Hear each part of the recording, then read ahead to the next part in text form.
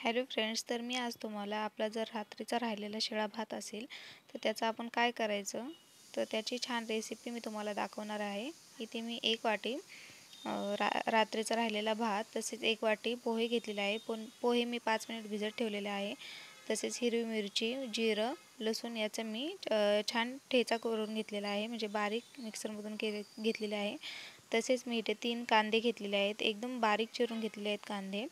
त्यानंतर मी इथे रात्रीचा आपला जो भात राहिला होता तो मी मिक्सरमधून बारीक करून घेतलेला आहे। तसेच मिरची, जिरं व लसूणही बारीक करून घेतले त्यात टाकले आहे। पोहेही मी मिक्सरमधून बारीक करून टाकले आहे। त्याचप्रमाणे मी इथे 2 चमचे बेसन, चवीनुसार मीठ, ओवा, हळद व कोथिंबीर घालून ते मिक्स करून घेतलेलं आहे। त्याच्यानंतर मी इथे त्यावरती 1 चमचा हळद टाकलेले आहे।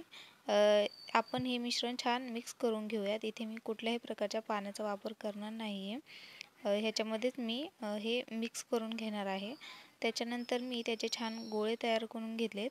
आपल्याला ह्याच्या छान टिक्की करून घ्यायच्या आहेत। अशा प्रकारे मी इथे ह्या टिक्की तयार करून घेत आहे। तुम्ही पाहू शकता खूप छान होतात हे टिक्की, तुम्ही नक्कीच ट्राय करा। त्यानंतर मी इथे एका पॅनमध्ये 2 चमचे तेल टाकलेलं आहे। तेल छान गरम झाले की आपण त्यामध्ये जे टिक्की केली होती ती टाकायची आहे। टिक्की दोन्ही साईडनी छान आपल्याला फ्राय करून घ्यायची आहे।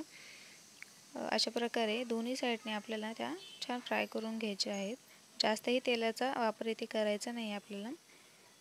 अशा प्रकारे आपलं रात्रीचा भातही वाया जाणार नाही।